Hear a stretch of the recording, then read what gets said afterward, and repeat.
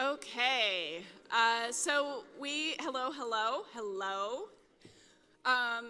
We are here for the last session of the day.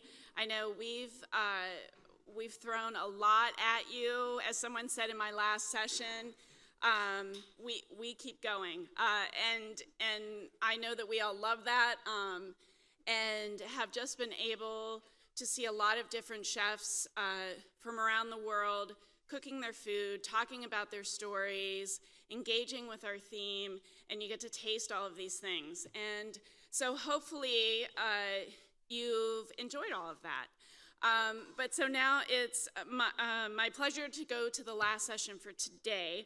Before I do that, I wanted to say something at I think it was our last general session, when I showed that Plant Forward video, I forgot to mention we did Inside the Plant Forward Kitchen, London and Cambridge, that if you were interested, you can watch the Inside the Plant Forward Kitchen London series and download recipes at plantforwardkitchen.org. The documentary is now on the homepage, so it's easy to find, and it's just a really great resource. We just had our Healthy Menus R&D collaborative meeting, where we were able to present that project to our members, and it's just such, all that we do with the Plant Forward Kitchen is such a wonderful resource for all of you. So wanted to make sure to do that. And so we're coming in hot and heavy with this last session. So it is my absolute pleasure, as someone who is 1/4 Polish, but with a Polish grandmother who took up all the 100% because she was such a lovely person, to talk about translating Polish tradition today from Kraków to Pittsburgh. And so I have Chef Aleksander Baron, who has come to us from Kraków, Poland, and then Tomasz Skowronski, who is a co-owner and co-chef of Apteka in Pittsburgh, Pennsylvania, which I'm just gonna put it out here, that is probably one of the best restaurants in the US. Probably one of the best restaurants that I have eaten, I'm telling you. I mean, we brought Chef Kate Lasky, who is a co-chef and co-partner for our Global Plant Forward Summit, and she was really great. I had not tasted the food yet, and then was able to go to their restaurant. Across the menu, the foraging, we'll talk about it. I don't want to wax too much, but I'm saying if you find yourself in Pittsburgh, Pennsylvania, land of the pierogi, you will find this Polish restaurant there, vegan, doing incredible things, and you're going to see his presentation in a minute. But so when I was putting the session together, I reached out to Tomasz and said I would love to, because a lot of what Tomasz and Kate talk about is this connection to history and heritage, to looking at their cuisine through getting back to the land, foraging, all of these sort of old world techniques like pickling and smoking and just building all this deep flavor. And so I said, who are your inspirations? And Tomasz said Aleksander Baron. And so we brought him out, and so it's a big pleasure to have him here. I don't know, Greg, you could probably tell us if we ever had a Polish chef before. So the first time ever we're having someone from Poland. Nice. Yeah, so.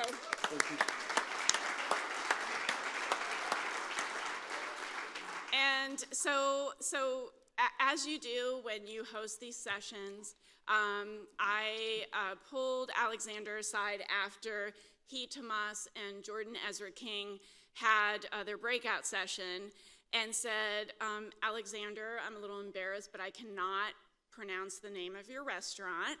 And he went over it a few times, and it just kind of, I told him I would say, it just reminded me of my grandmother and kind of the themes that go on here in this conference of when I was young, and I would say to my grandmother, will you teach me how to speak Polish? And she said, why would you ever want to learn that? What do you need that for, right? And so we lost a lot of traditions in that way, and that connection. But so, Alexander, would you give us the name of your restaurant? With pleasure. Kapłony i szczerzuję à la carte. So there you go. And we actually, one of our team, Donna, she's up there, had the chance to go to the restaurant in Krakow and just raved about it. Yeah. So you don't want to hear me talk about raving about his food. We're gonna just go to his demo. But I wanted to say that I'm very excited to have both of you today. I think we have sort of someone who has been an innovator in Polish cuisine, who has recovered some of the traditional ways. He's written cookbooks. He has a fermentation company.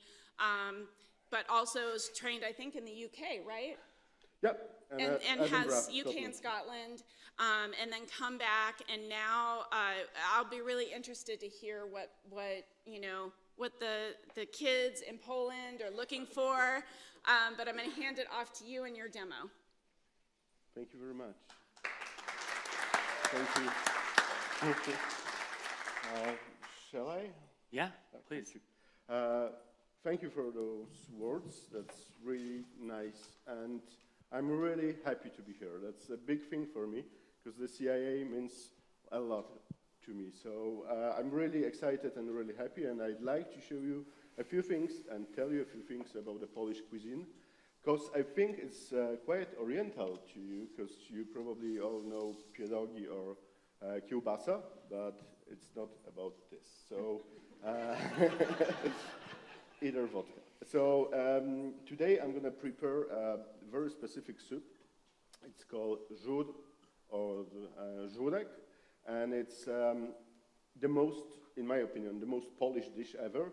Even older than the Poland is. It's about the fermentation. It's very Slavic, and it's sour because of the fermentation. So, but first, few words. To understand Polish cuisine, you have to understand history of Poland. And we are a country with 1,000 years of history, that we were a huge country from the Baltic Sea to the Black Sea. Every Pole liked to remember that times.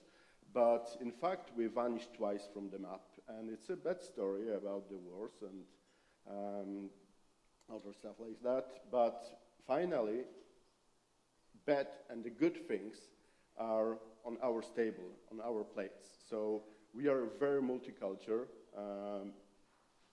country. We had 700 years history with the Jewish people in Poland. So it's huge impact to our cuisine. And the same other side. Today, lots of Polish people don't even know some things came from Ashkenazi Jewish people, like gołąbki, so the cabbage rolls, like chałka, like latkes, that's kind of latkes. Potato pancake. Thank you, potato pancakes. So yeah, we had a huge majority of Tartars. Mm-hmm. We had people from East, from the West, because we are in the middle of Europe. So it's a very bad situation. But what I want to say is, like, finally, the cuisine is interesting. And what's happened after that is, like, we had a communist time, very poor time, very tough time for us, and we lose a lot. And nowadays, when we are talking about the future of Polish cuisine, I'm going to say it's a time for renaissance, but the future, it's about the past. We have to, that's our job as a people, citizens of Poland, and as a chefs, to find our food as it was and translate that or change it to food today. And I'm doing that every day, and I love it. And I'm going to show you the żur, which is always going with kiełbasa. But today I'm going to make a vegetarian version. It's not because him. I really like him, but I'm going to use butter. And yeah, so I'm starting. And Chef Connor from CIA made this. This is the sometimes it's very easy thing, but sometimes very difficult to order in the entire world. When I'm traveling and I'm asking people, let's please make this their skirt. This is the rye flour, like dark rye flour, with water, salt, garlic, some allspice, pepper, and bay leaves. And we keep that in a room temperature, and you can keep it for ages, to be honest. And this is the base of the taste in this soup. So let's start. I'm going to start with frying onions. I don't use oil, as I said. I'm going to use just a little bit of butter. I love butter. You can see that. Okay, I've got beautiful ball lettuce mushrooms. They were frozen, but it doesn't matter, because sometimes ball lettuce mushrooms got more taste after we freeze them, so it's a very interesting reaction. And I'm going to cut them. They are from California. That's nice. I like local products.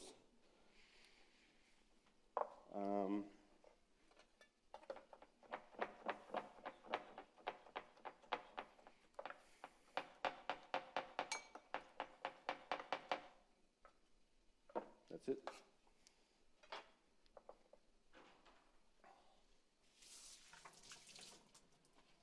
Do you serve żur in your restaurant? We do sometimes. We do in the wintertime. We change the menu quite a bit. We change the menu a few times a season. And when there's no vegetables, when there's no fruit, when there's nothing coming in, then żur is perfect. This is like wintertime. This is inventing flavors out of things that you have in your pantry. And it's awesome because it's not just sour. It's really aromatic. It's really fruity. It's really rich. Yeah. And gray in the color, which is not really tasty. No. But okay, butter, onions. I'm gonna add some spices, like allspice. That's quite interesting. Every grandma kitchen gonna have allspice, pepper, and bay leaves. Not fresh, right? But that's how we cook in Poland. And I'm gonna add some garlic too. We love garlic, and żur loves garlic too.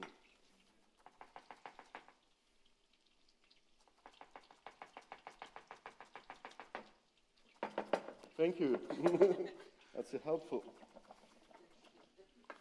And so while he's chopping that, Tomasz, you and I had a quick conversation at the presenter reception where I was asking you why Aleksander, and then you just started sort of waxing poetically about his work. So I feel like, is there anybody here who's a Polish food cuisine expert? So if you could tell us, like, what, because I went to you and said, could you share us some names of chefs? Why Aleksander? And tell us a little bit about how he's influenced, from your perspective, both your and Kate's cuisine, but also Polish cuisine in Poland. Yeah, easily. I went to, Alex, you opened your Solec when you were like 24, 25? I guess so. Yeah. It's a long time ago. Yeah, it was a long time ago. Unfortunate. Yeah, you're only a few years older than me, but it's like, I was like early 20s, and it's the coolest restaurant in town. It's coolest because, the atmosphere of the space was kind of breaking down a lot. It was a chalkboard menu, but most importantly, I think that Poland went through an interesting phase.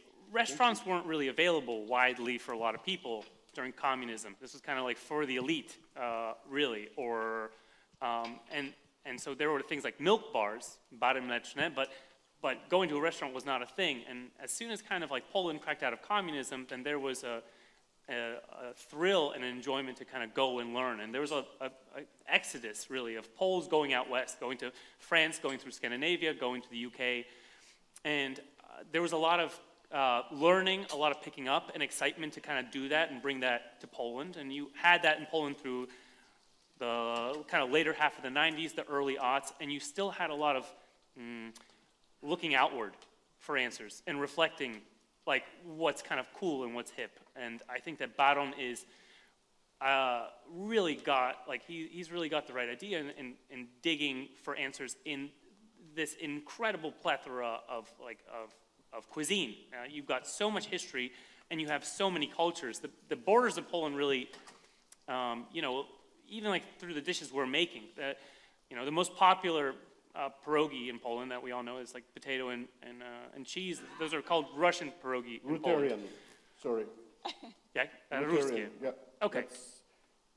That's- Yes, okay, Russo kind of pierogi. But or Lithuanian borscht, or you have, I'm going to be making schnitzel. These are all fingerprints and kind of footprints of history of Poland, where you had Austro-Hungary kind of really influence schnitzel throughout Poland, right? And beyond those big things, you just have all this weird stuff. You have a history of pickles being really kind of a staple, and I think that, and I think the really clever thing with any kind of cuisine is if you want to play your strongest card, you kind of look for what makes you different. And the idiosyncratic parts of Polish cooking are, I mean, it's, you know, especially now when you have the kind of resurgence of, you know, in the last, like, let's say 15, 20 years, really looking at fermentation, looking at kind of smoking, looking at, you know, let's just say new Scandinavian kind of cooking, like, that's like Poland. And also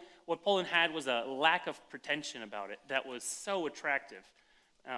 You have like the same charcuterie boards, but you're kind of eating them next to your car, drinking a 2-liter bottle of Coke in the woods. And I think that kind of... Confirm. Yeah, and that spirit of things I think is really exciting. So I think what you have is someone who really gets the culture, has an excitement for history, and then can translate all these things that are there and just digging up gems. And that's why the guy's a match. Also, he's willing to be super risky with everything. So I like risk.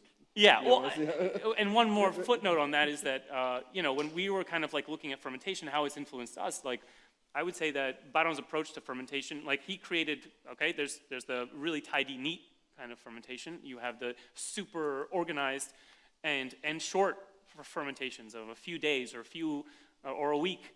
You know, that like you can see in the Noma cookbook, for instance. But Baron, like when I was at his restaurant, like, you know, he's like, oh my God, you're vegan, what the hell can I feed you?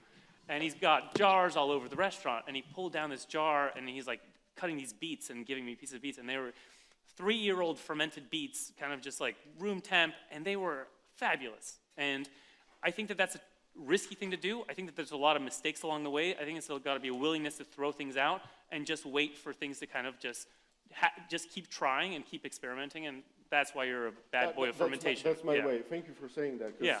You remind me that. Yeah. Thank you, guys. Thank you.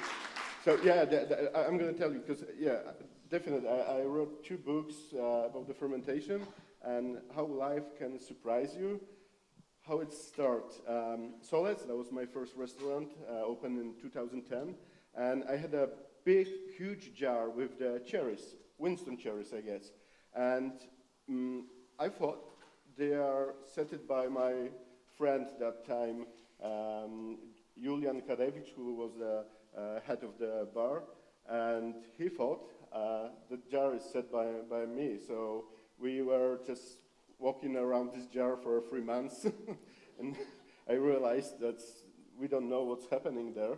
So, yeah, I opened that jar, and the smell was like something absolutely new for me, something which I never had before.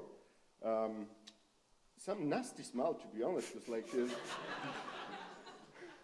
things which you can find in mezcal, or and that was and on the top was something white, and I think, oh, it's off. I have to rid of this, and I'm adding some bolanos. So, but the smell was so intense and interesting, so I took the risk and I tried it. That was the best vinegar in my life. And the top thing was all right. I learned about that. It's a process of fermentation. We call that film, and it's covering. So sometimes even you need that to make another fermentation. And I started to experiment. I put everything in the water without the salt to see what's the capability of the product is. And then I try it with a little bit of salt. Then I add more salt. And, you know, I had full room of jars. And I was trying that. And I'm going to tell you one thing. You can learn how to do it, but it's not going to happen. I mean, you cannot repeat the fermentation. They're always, everywhere in the world, they work differently. You've got different bacteria in the air. You've got different products. You've got, everything is different. Water is different. Garlic going to be different. Beetroot's going to be different. They work just differently. I mean, I order cucumbers here to make, you know, I supposed to order, I ordered 15 cucumbers or something, and they were so huge, I could order one. And it didn't work. So, as Sandor Katz says, something like the fermenting is a kind of chaos which we'd like to catch. Control, thank you, but we're not going to be able to. I mean, we're always going to try. And this is the way of fermenting. Fermenting is phenomenal. It's something more than the cooking. Cooking is fast. You're going to have a result very, very quickly. But fermenting is like, you know, you're excited about that much longer. Okay, I'm adding the stock. I've got a veg stock. And I'm not going to use potatoes this time. Yeah, jour classically is with smoked bacon, lots of sausages, smoked sausages, and white sausage, whole. It's like a main course.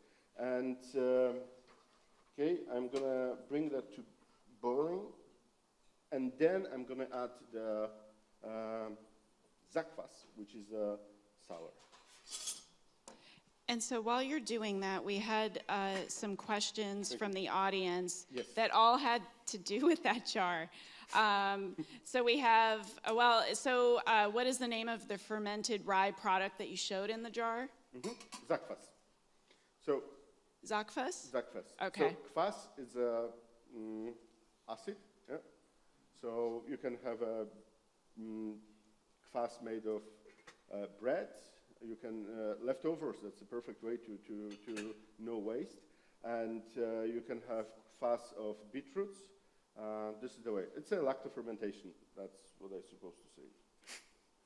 And then we also had someone who asked if you could use a sourdough starter for the recipe. Yeah, why not? I mean, Yeah, absolutely. Yeah, I do, actually. easy? Very simple. And then the last question about that jar had to do with what the thing on the top of the jar was.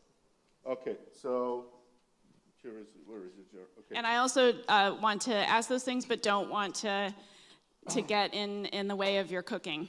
Okay, so we are in a professional kitchen, and I never used that before. I'm really happy to have that, because this is a good way to keep it, because every fermentation gonna produce CO2, okay? So it's gonna be fizzy. So what I have to do back home, I have to open the jars for first 2 weeks every day almost. To Burp it. Yep, and yep, that's it. So here is a very smart thing to. It does look cute. It does look good. Yeah. We don't use them either. No, Okay, so. Masz 6 minut. Okay. So, meanwhile, I add some. This is the marjoram, dried one.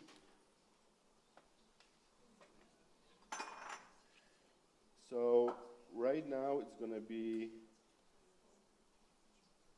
thick soup, and I'm gonna add some cream. Sorry, mate. And what kind of mushrooms did you have in there? Boletus. So, yeah, boletus porcini. Sep. Sep. We are crazy about mushrooms in Poland. This is the national sport in Poland. And, That's true. we are much better in this than in football. Okay, so this is my jour. Thank you. It's a very thick version, like a winter. Thank you very much, chef. And what we do is we're going to serve that with the hard-boiled egg, which is always nice to have, and fresh marjoram, which is not very typical in Poland, and people are surprised, and I use it, and they don't know what's that. It's funny. And you know what's that? Yes, that's right. You can find it in Poland in the meadows, wild, and microplane. I'm just glad you didn't hit me. I'm too strong. Okay, so I finished my jour with the fresh grated horseradish. I'm doing that not because it's a fancy way, because you need to grate horseradish very, very fast, because it's gonna lose the taste. Okay, and now I'm gonna. And I'll just say, let me just say one thing. This dish will be served at the Friday marketplace. Yes, and please visit me tomorrow. Me and Tomasz. Okay. My cooking is not just about the fermentation, as people sometimes say. It's about fifth quarter offal. I love that stuff because it's different. And as I said today in the morning show, this is the nose to tail eating is the one religion which I believe in. It's about the respect of the animal to the animal. Sorry, animal. So the trick is to overcook the tongue. Must be very, very soft. Thanks, Chef Connor. That's nicely done. And I'm going to use one of my favorite fats, clarified butter. So this is the dish which we serve in Kapłony i Szczerzuję. Could you try it? And it's overcooked, as I said, it's soft, but I'm going to make it crispy on the edges, so we've got that contrast, which I really like in the food. And during that time, I'm going to prepare the sauce, which is very, very simple. Can I get a small pan, please? Okay. And the inspiration comes from the past, of course, where in the 18th, 19th century, we were serving the beef with the anchovies. That's part of the Polish cuisine, unknown. So it's a kind of Polish surf and turf. And yeah, why not? Okay, so I've got some anchovies, some capers, and I'm gonna chop it. I've got 15 seconds. Okay. You can have a couple more minutes. Tomasz said he was going to be pretty quick. Yes. Okay, hot pan, a little bit of pepper, no salt because anchovies are very salty. And a little bit of stock, please. Cheers.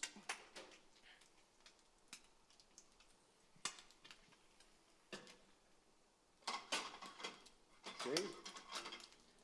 And really nice cream. I realize you've got beautiful cream in California. Okay, now it should reduce a little bit, but basically that's it. I've got this sauce ready, so I'm gonna, to be honest with you, combine those two. And what kind of sauce is that? Don't worry.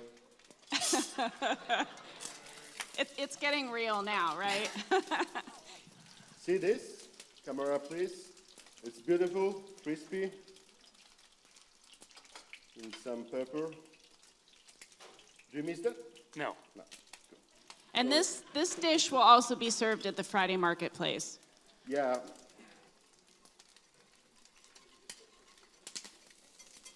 No, sorry, good chefs are messy chefs.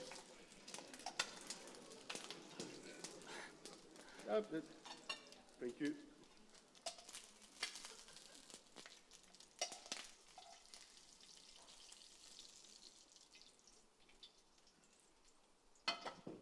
Okay, and maybe sauce is a little bit too runny, but it's tasty, and that's what we need.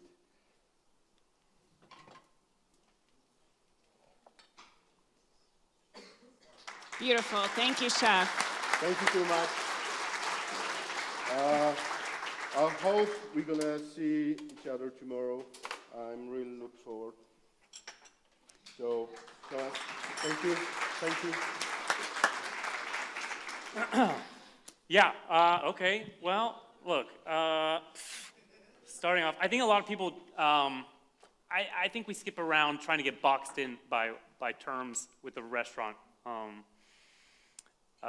But we are simply a Polish restaurant, and I'm vegan, my partner Kate's vegan, so the food we make is vegan. But people that come to the restaurant are normal people. And most of the staff is too. And what we're striving to do, I guess, is, for some people I think on the face of it, it's a real contradiction, and certainly Polish food has a wonderful history of charcuterie. A lot of soups are kind of started with, as Baron kind of mentioned, with żur, but not only bones, meats, smoked meats, like they really kind of fortify and kind of build out the back end of a lot of soups. But I think we got in the habit of kind of, let me say it this way.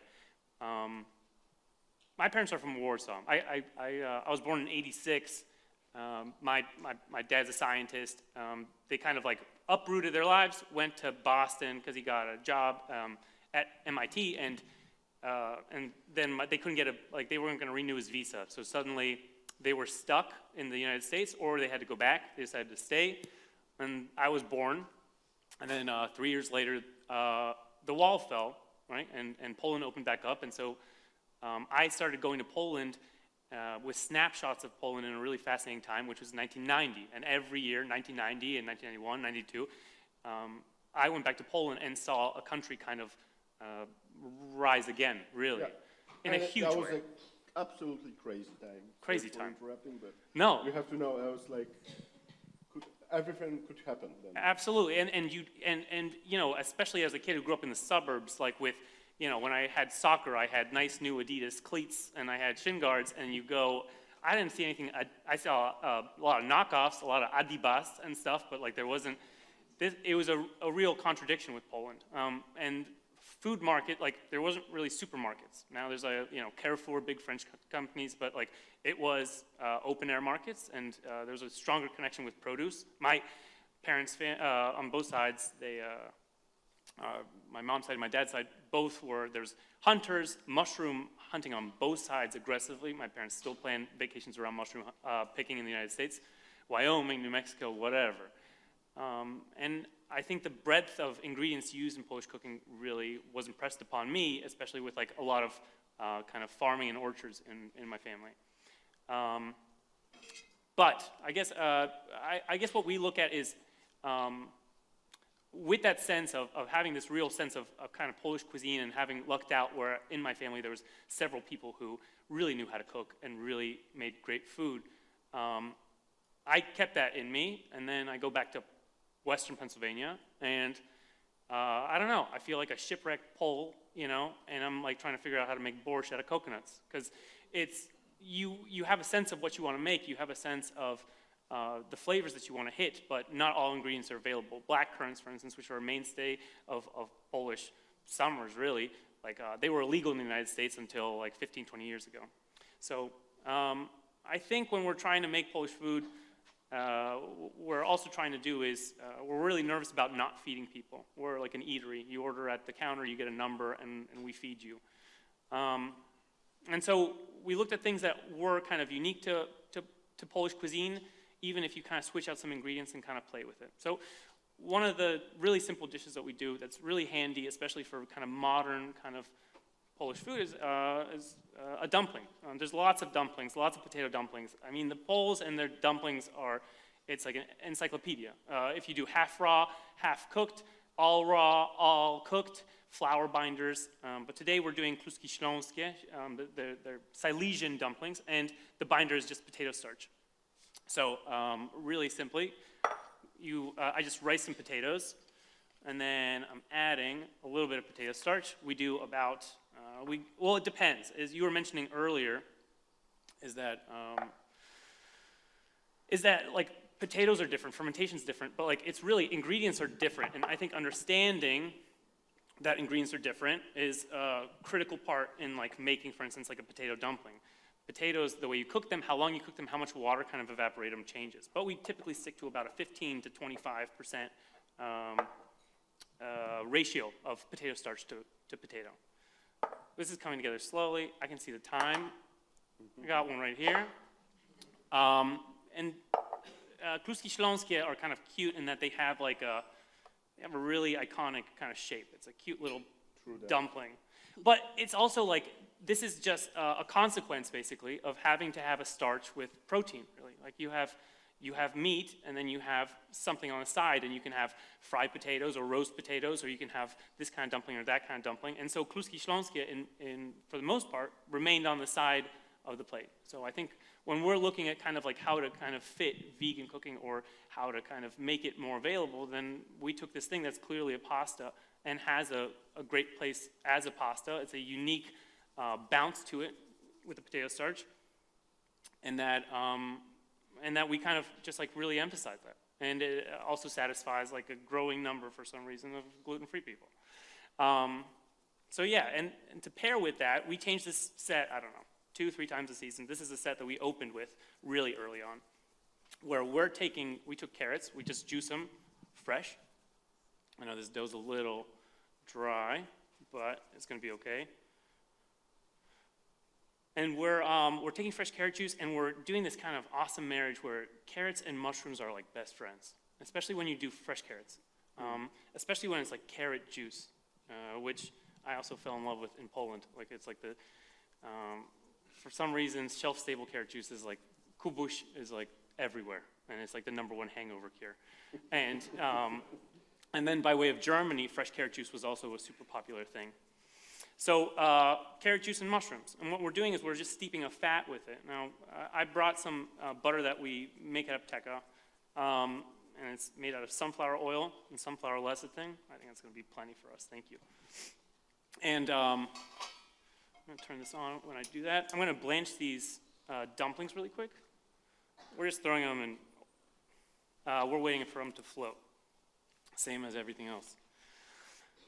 And once they float, we're going to toss them with this cool thing that we make at the restaurant, which is toast sunflower oil. I think we take opportunities when we can to really build flavors. Now, earlier in the day, we had a whole demo of like fermentations, and we do a lot of that. And we treat fermentation really as a way of kind of creating new ingredients, especially when you're going really seasonal.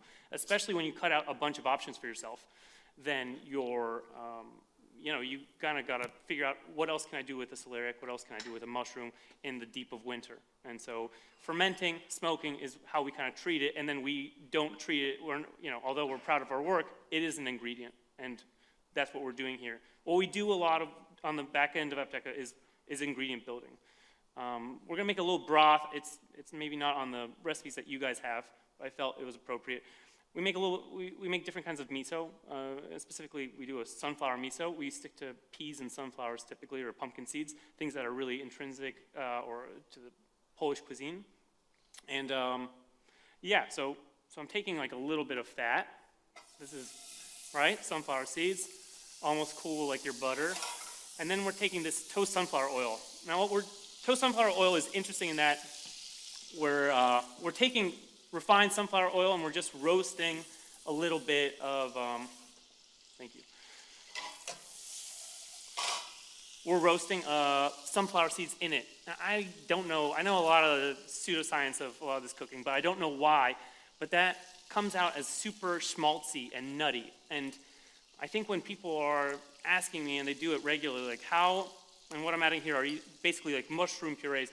These are some bicolor boletes from Pennsylvania, finest, a little bit of sunflower miso, a little bit of more mushrooms that have just been pureed with a little bit of fat. And we're just kind of building that umami. But people ask, like, how do you make vegan food good? And that's a long conversation. But I think the important thing to remember is vegetables have water, and you have to remove that. And the other one is you want to build flavor and not just have some finishing vinaigrette do all of the work for you. So I'm going to pull a bowl, please. I can do this, actually. Yeah, I'll do this. Thank you.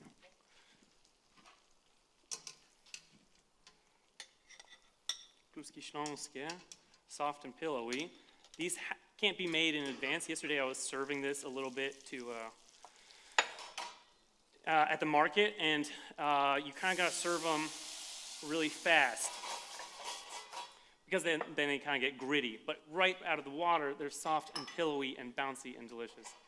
So this dish, this dumpling suddenly becomes a star. What really marries the whole dish together is a little bit of this fresh carrot juice and mushroom.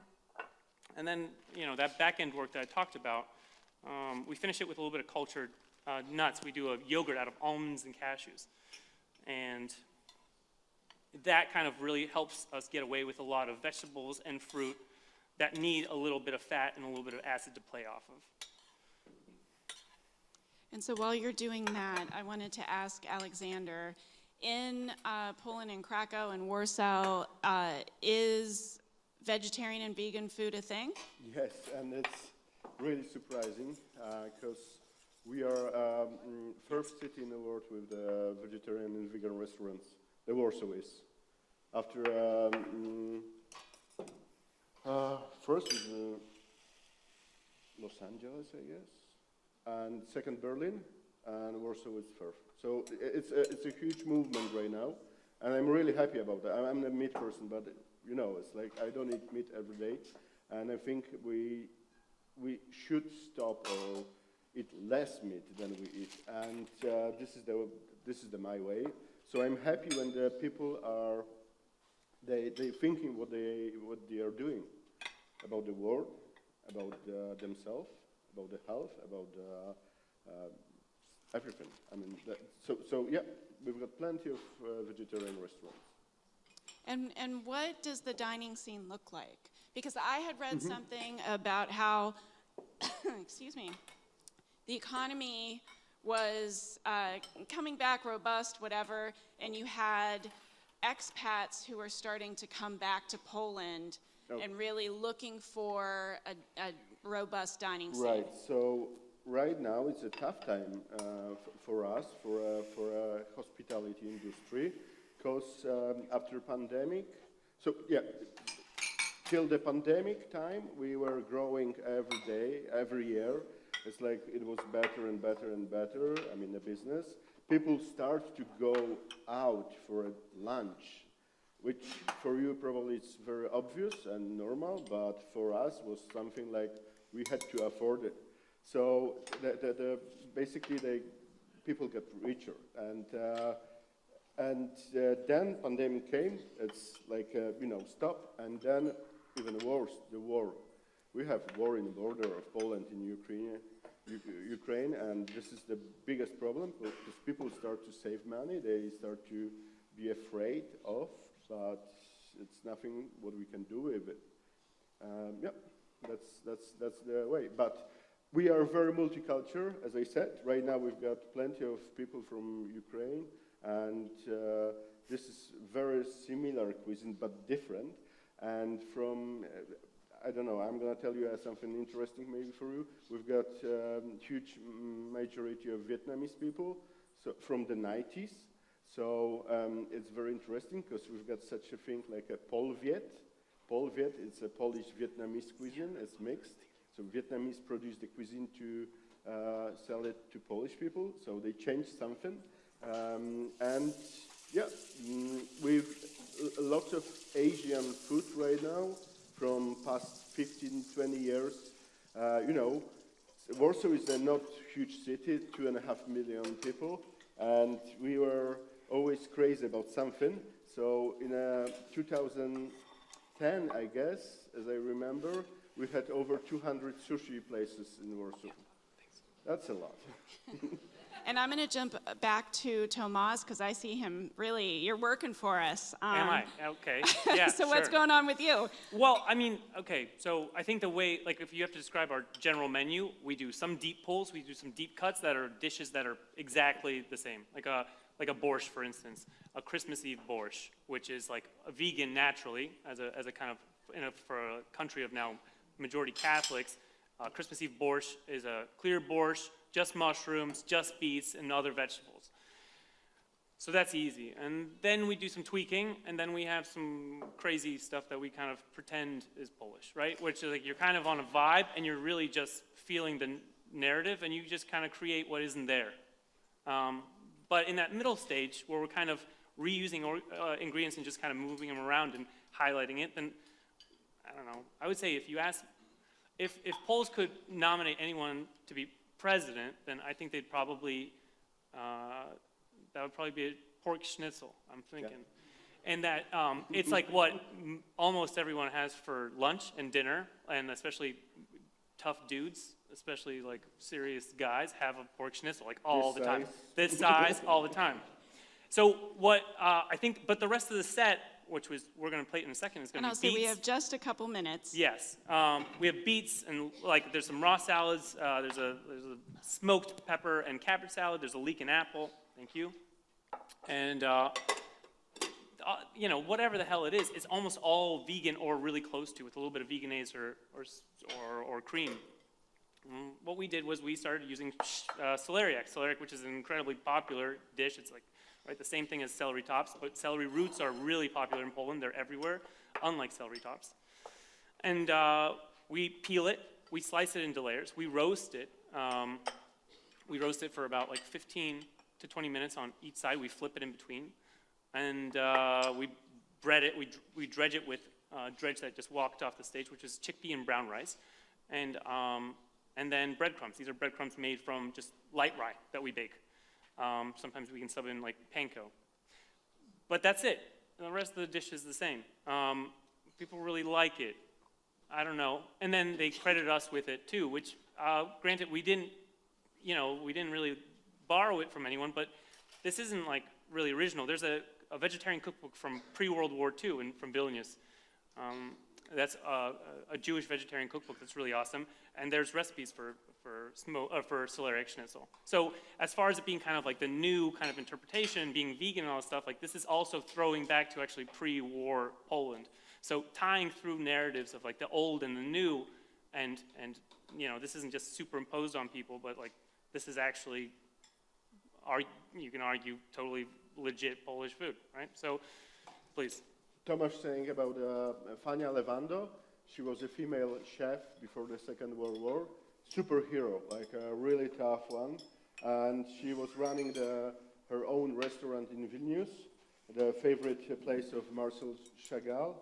And I think you've got that book in English, because Fania Lewando died in 1939 when the war started, and she published the book in 1938.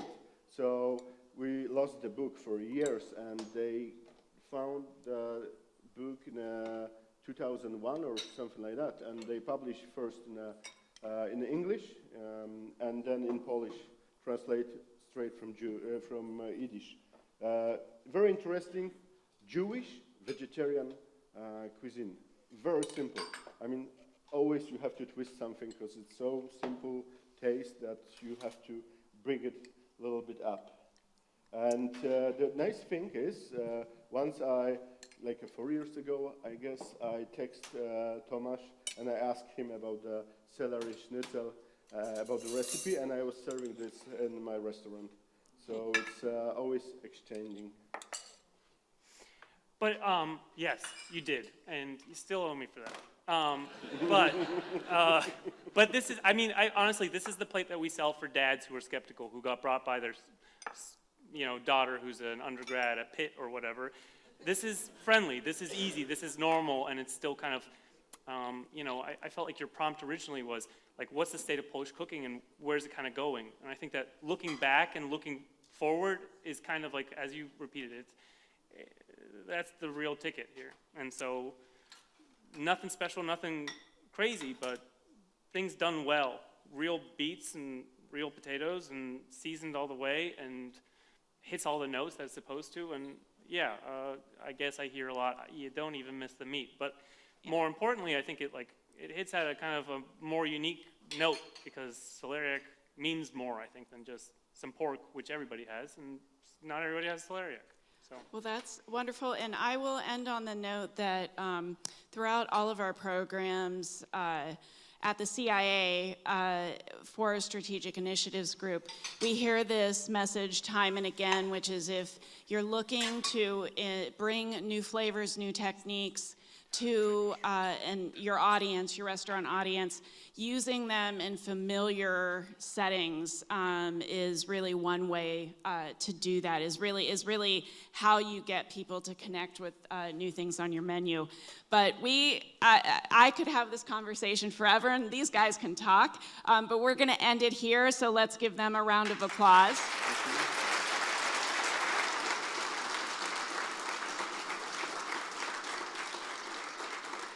And look at us, ending day 2 of Worlds of Flavor. Very thankful for all the presenters and the moderators today. A reminder that we have an evaluation in our app, and we'll also send out the evaluation after. We really appreciate you taking the time to let us know how, what you loved, what you thought could be better.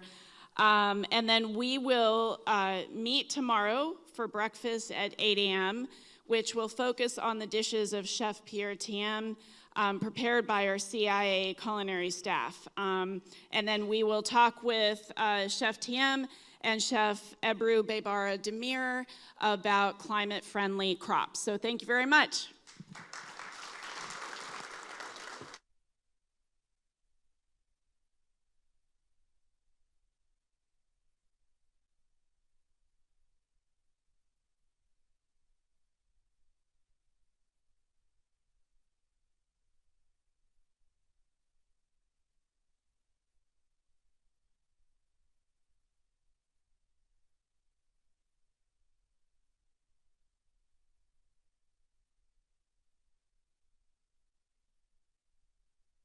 Charcuterie boards are a visually stunning and versatile shared appetizer that have recently grown in popularity and have evolved far beyond meat and cheese boards.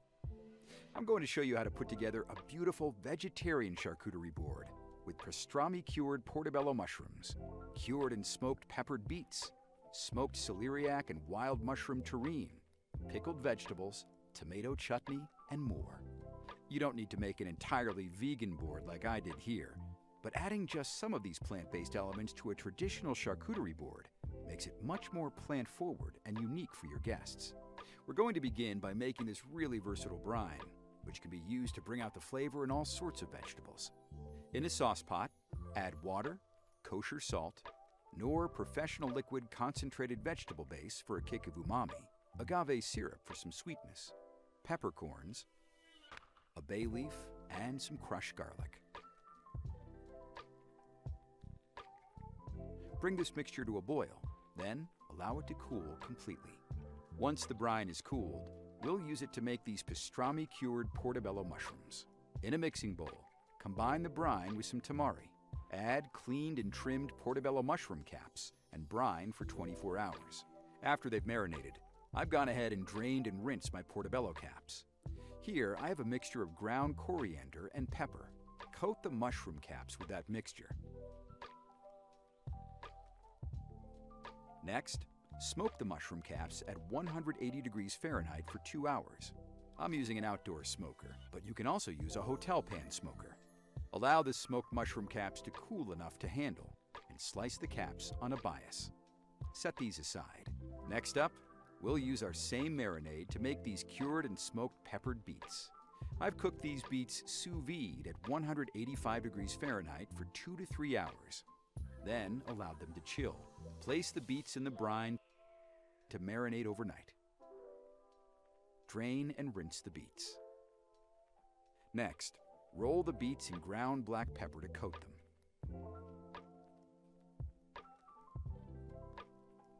Slice the beets 1/8 inch thick and lay them out on a wire rack. Smoke the sliced beets at 180 degrees Fahrenheit for 1.5 hours. Set these aside and allow them to cool. Another item I'm adding to my charcuterie board is this smoked celeriac and wild mushroom terrine. Let me show you the different components of the terrine and how to put it together. First, I have Swiss chard that I've blanched and laid out on plastic wrap. Go over this with a rolling pin to make sure it's very flat and compressed. Line a terrine mold with the plastic wrap chard. Then remove the top layer of plastic. Mix together the smoked celeriac potato puree and sautéed mushrooms and spinach. Right before putting the terrine together, mix in some prepared agar-agar. That's going to be the binding agent for my terrine. Go ahead and layer in the celeriac puree mixture.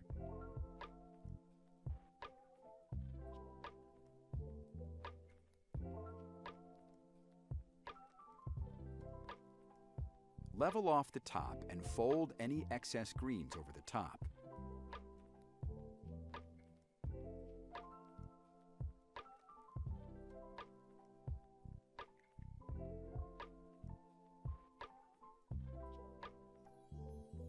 Press down gently to remove any bubbles. Refrigerate the terrine for at least 1 hour. Once chilled, gently remove the terrine from the mold and cut it into 1/4 inch thick slices. Remove the plastic wrap after slicing. Now that we have our different components ready, let's put our board together. First, I'll fan out the slices of pastrami cured portobello mushrooms. I'll set out the smoked celeriac and wild mushroom terrine slices. Next, I have some condiments that pair really well with the flavors on this board. First, here I have some Hellmann's vegan mayonnaise blended with hot honey. I have some My Old Style mustard. I have some vegan cheese made out of cashew butter.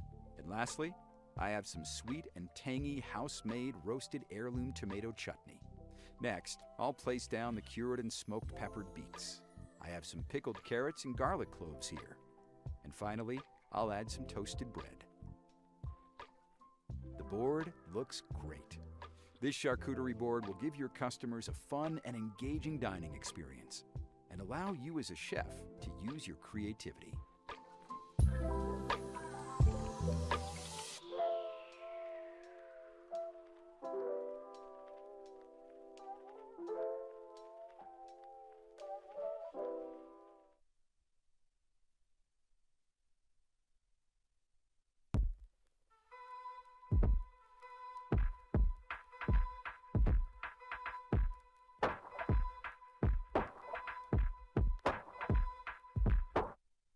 So my name is King Cook Daily and we're in Shoreditch, East London, and this is my little restaurant. So I started Cook Daily in 2015 and we are at my new location, which has been here for almost a year now. And it's a small little takeaway, we're around 10 seats and we just do good vegan grub. So the menu of Cook Daily is based on flavours from around the world, but with a heavy influence from Southeast Asia, especially Laos and Thailand. When I was a young kid, just going to Thailand and seeing all the street food, I was just so inspired by it, you know. So I knew that moving forward in my career as a chef, I wanted to kind of like bring the element with like street food, plus all the fine dining and all the classical mixture that I've been learning, and just put all in one and present it into a bowl. Yeah, I grew up with cooks. My father was a cook. He was a head chef of a famous hotel back in the 70s. He would bring home cuts of meat all the time. So, you know, as a young child, I was exposed to different cuts of meat and just the quality of good hotel food. So I always had that advanced palate as a young child. And I didn't do too well at school. So my mum said to me, you know, you're good at cooking. Your dad's a cook. He's taught you a few things. Why don't you consider going to catering college? So back in 1999, what's that, 25 years ago, I enrolled in a catering college, spent 2 years there, and then from there, went straight to work. Started off in market stalls, pub kitchens, and then when I say pub kitchens, you have to understand, like, back in the day, let's say 25 years ago, a lot of Lao people in London were running the kitchen pubs, selling Thai food, you know. A lot of people didn't know about Lao food back then. So it was like the Lao people that were doing pub kitchens and, you know, selling Thai food. And a lot of them were my family members, my uncles, my dad's brothers, you know, and my father, obviously. So I grew up around pubs as a young child. Straight after school, my dad would take me all the way to West London to Putney Bridge, where he had their own little pub kitchen. I would do my homework there. I remember these days. And then slowly my dad would say, "Yo, King," well, maybe not yo, but like, "King, come and dish up some spring rolls." So I remember I used to do the sweet chili, pour the sweet chili, add a little garnish, and put the spring rolls on the plate. That was my little job. And then after that, they would sell pat eel, which is basically Thai style rice noodles, the thick noodles, like whole fun noodles in Chinese. So my job was to kind of like peel these noodles also, so they were like strands. And I remember that as a kid, you know, these memories. So yeah, I've been through it all, man. From, like I said, pub kitchens, restaurants, market stalls, Michelin kitchens. I've worked in a 2-star, a 1-star. I've worked in Spain for a French chef, and I gave up meat in 2009. I transitioned to a vegetarian diet, and in 2014 I went straight vegan. So the inspiration for me, you know, going meat-free and vegan, it was, to be honest with you, I burnt out, you know, started from cooking when you're 16 and jumping straight into work around 18 and not stopping for like a solid 10 years plus. I kind of like, that's the only thing I knew was kitchen. So I burnt out and I needed to kind of reset. So I started going to the London Buddhist Centre, which is around the corner here in Bethnal Green. Started meditating and just going back to my Buddhist roots. I mean, my parents would take me back to Laos every year, and my granddad was a head monk of a temple, so I always had that connection. But as a young adult, I just reconnected.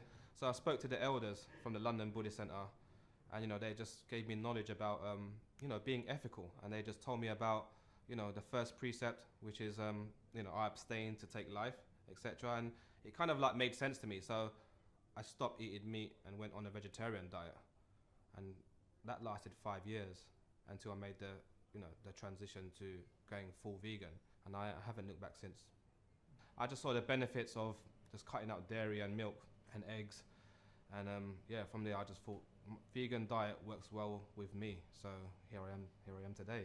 Yeah, my diners, my customers, my guests, it's a mixture, you know. It's, people seem to think that it's mainly vegans, but to be honest with you, I would say 50-50.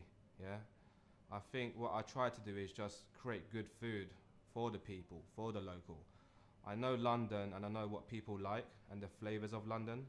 So when you can create that, it just speaks to people, you know, whether it being vegan or not, or plant-based or healthy or not. But yeah, I would say it's a mixture of a crowd, my customers. Shoreditch, East London is the place to be, man. I mean, there's so many creative people around, you know, from film directors to artists, graffiti artists, musicians, you name it, tattoo artists. You know, it's all a big melting pot for creativity here, and I'm just happy to be a part of it. So my advice for other chefs that want to create more plant-based or vegan food, I would say just experiment more, man. I mean, you take a traditional Christmas dinner, you take away the turkey, the meat, the beef, and you're left with just veggies. So you have to get creative, you know. And that's what I learned when I transitioned. I was like, right, I don't have the turkey no more. I don't have the beef Wellington anymore. What am I gonna do? I had to get busy, you know, and think, how could I create just the sides, make the sides the main attraction? So it just gets you thinking more. It's like a restart, but it's fun, man. With the beef Wellington, I have my own version of a mushroom Wellington, and it's just, you know, I would say like beef is quite savory, and mushrooms also savory, a good texture. If you cook it in a certain way, it can kind of replicate a meaty texture. So just with my experience and my palate, I can kind of like recreate these memories that I used to have with veggies. And yeah, I think the way I use veggies is like how I would cook meat. You know, back in the day I would sear the steak. These days I'm searing broccoli, you know, I'm charring it, getting an extra charness to add that smokiness to it. And that creates another flavor element to the dish. So things like that, you know, like if I was to use, let's say soya mince and make a bolognese, I would do it exactly the same way as I would with mincemeat, you know, from searing it and making sure that it's just slowly catching at the bottom, and then deglazing it with red wine and adding the rosemary and the thyme, and it's just kind of like, I don't think I would have that experience if I didn't work with meat in the past. So carrying it on, I'm grateful for this, you know, for this skill. Yeah, London town is I'm blessed to be here, especially in East London. I have no problem with getting exotic ingredients, to be honest with you, all year round. So Asian markets, South Asian, East Asian, Southeast Asian markets, I have it all. African, Caribbean, you know, we use a lot of plantains here. So my go-to is the African Caribbean shops, and all of my Southeast Asian flavors. Obviously I go there, and then you've got the great British produce as well. So we're blessed in London. I have no problem of getting anything all year round. So what excites me about cooking is going back to cooking, to be honest with you. When I first opened Cook Daily in 2015, I was cooking behind the stove, and then we grew and grew, got more popular. I kind of took a step back, and then coming back now, I've been here a year, I'm in the kitchen every single day, cooking every single dish. I've just fell back in love with cooking, and I realized that sometimes we kind of need to stay in contact and be on the line to kind of, just reconnect with that. So my time away from the kitchen, just running things behind the scene, it was great, but there was something missing, and that was that passion that I kind of lost along the way. So honestly, going back to the kitchen, I've found that passion again, you know what I mean? With me cooking my dishes, my bowls, I know that it's healthy. Like, I wouldn't feed my customers nothing that I wouldn't give to my children, you know what I'm trying to say? So obviously we're not junk food, we're not fast food. I would say we're like street food with a restaurant touch, you know what I'm trying to say? Even though it's a takeaway, but lunchtimes you'll see the whole little takeaway spot is packed. People are asking us, like, do we have toilet facilities? I said, no, it's just a takeaway, but we want to put seats because we want people to enjoy the food when it's nice and piping hot. Obviously, people do take takeaway. I do deliveries, but my main customers come and just enjoy the food in our setting, you know. I've done everything here, from the floors to, I've designed everything, and we've always done it like that way. Yeah, so, with it being such a small space in here, I just knew that coming back and opening in a prime location like Shoreditch, I just needed to bring that vibe again that I had before, that flavor. So it's the same that I've always done, It first started off with, not having a lot of money, doing things on a budget, handwritten menus, splashes with paint everywhere.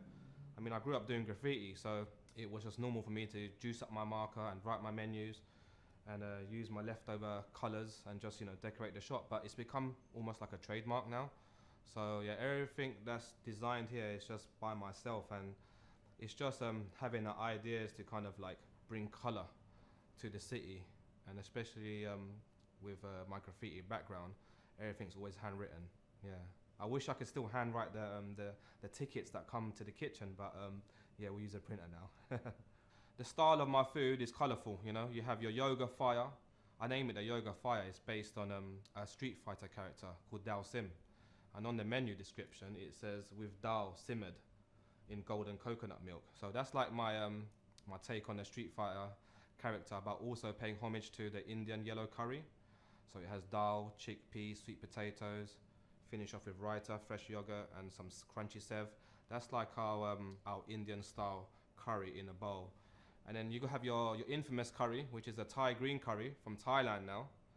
And that's like vibrant green. Normally green curry is not that green, but what we do here, I took my experience from making green smoothies. When I first went vegan, I was just doing green smoothies all the time, banana, water, spinach. So I'm thinking, wow, this is so nice and vibrant. If I could add that into a green curry, So now what I do when I make the green curry, we add loads of spinach and blend the spinach with the coconut milk, and then we sieve it, so there you get like a nice green coconut milk. So our green curry is nice and vibrant. So these are colors, you know, colors that speak to me, whether it be through graffiti, spray paint, or food. It needs to kind of represent, and especially us being a heavy vegetable restaurant. Yeah, it's just, you know, you got your broccolis, your peppers, yellow, greens, oranges, and not just colors, but also vitamins, right? Like your B carotene, your vitamin D from your greens. It's all in one. So I'm just happy to feed healthy food and also make it look pretty, as you should. So this restaurant is just about good vegan grub that's chef crafted by myself, and it's made with love. And I know a lot of people say that, but when you're cooking every single dish, it's love, man.